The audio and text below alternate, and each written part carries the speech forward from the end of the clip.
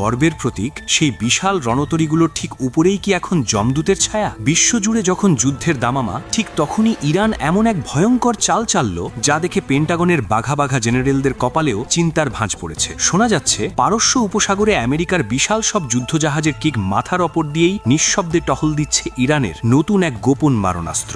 আমেরিকার রাডারে ধরা পড়ার আগেই কি তবে ধ্বংস হয়ে যাবে তাদের এক একটি রণতরী? পশ্চিমা মিডিয়াগুলোর তথ্য অনুযায়ী পরিস্থিতি এখন আর আগের মতো নেই। এতদিন ধারণা করা হচ্ছিল আমেরিকার নৌবহর ইরানের দিকে এগিয়ে গেলেই তেহরান হয়তো ভয়ে পিছু হটবে, কিন্তু বিশ্লেষকরা এখন সম্পূর্ণ ভিন্ন এক সমীকরণের কথা বলছেন। শোনা যাচ্ছে আমেরিকার জাহাজগুলো ইরানে কোনো মিসাইল ছোড়ার প্রস্তুতি নেওয়ার আগেই, কিংবা সেই মিসাইল ইরানের মাটিতে আঘাত হানার আগেই সাগরের বুকে আমেরিকার সেই জাহাজকে মাত্র কয়েক সেকেন্ডের মধ্যে ধূলিসাৎ করে দেওয়ার বাটন রেডি করে রেখেছে ইরান। কিন্তু কিভাবে? ইরানের হাতে এমন কি অস্ত্র এলো যে আমেরিকার মতো পরাশক্তিকে এভাবে চ্যালেঞ্জ জানাচ্ছে? আপনাদের নিশ্চয়ই মনে আছে কিছুদিন আগেই আন্তর্জাতিক সংবাদ মাধ্যমগুলোতে খবর বেরিয়েছিল যে ইরানের মাটিতে রাশিয়ার বেশ কয়েকটি রহস্যময় কার্গো বিমান অবতরণ করেছে। অতি গোপনে রাশিয়ার সেই বিশাল কার্গো বিমানগুলো আসলে কি নামিয়ে দিয়ে গেল ইরানের মাটিতে? তখন ইরান বা রাশিয়া কোনো পক্ষই এ বিষয়ে আনুষ্ঠানিকভাবে মুখ খোলেনি, কিন্তু এখন সামরিক বিশ্লেষকরা দুইয়ে দুইয়ে চার মেলাচ্ছেন। বিভিন্ন সূত্র এবং পশ্চিমা গোয়েন্দা সংস্থাগুলোর দাবি সেই কার্গো বিমানগুলো খালি হাতে আসেনি, তারা নিয়ে এসেছিল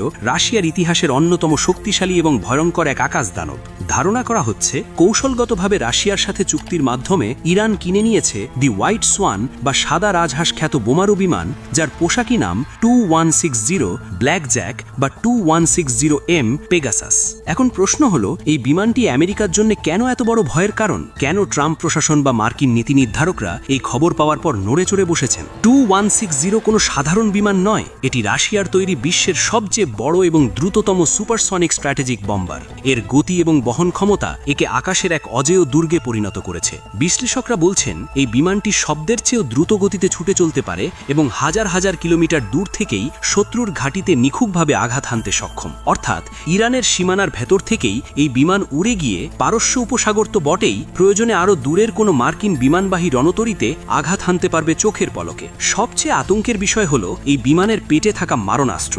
শোনা যাচ্ছে ইরান এই বিমানের মাধ্যমে এমন কিছু হাইপারসনিক মিসাইল বা ক্রুজ মিসাইল বহন করছে যা আমেরিকার আকাশ প্রতিরক্ষা ব্যবস্থাকে ফাঁকি দিতে সক্ষম। বিশেষ করে রাশিয়ার তৈরি খ-32 বা কিনজালের মতো অ্যান্টিশিপ মিসাইল যদি এই বিমান থেকে ছোড়া হয়, তবে তা আটলান্টিক বা ভারত মহাসাগরে ভাসমান যে কোনো বিশাল এয়ারক্রাফট ক্যারিয়ারকে দ্বিখণ্ডিত করতে সময় নেবে মাত্র কয়েক মুহূর্ত। পশ্চিমা মিডিয়াগুলোতে জোর গুঞ্জন ইরান এবার আর শুধু মাটির নিচ থেকে মিসাইল ছোড়ার অপেক্ষায় নেই, তারা এবার আকাশকেও নিজেদের নিয়ন্ত্রণে নিতে চাইছে। শোনা যাচ্ছে আমেরিকার জাহাজগুলোর গতিবিধি এখন সার্বক্ষণিক নজরে রাখছে এই ব্ল্যাক জ্যাক বোমারু বিমান। মার্কিন প্রশাসন যখন ইরানের দিকে তাদের নৌবহর এগিয়ে নেওয়ার নির্দেশ দিচ্ছে, ঠিক তখনই আকাশ থেকে এই বার্তা আসছে যে এক পা এগোরেই পরিণতি হবে ভয়াবহ।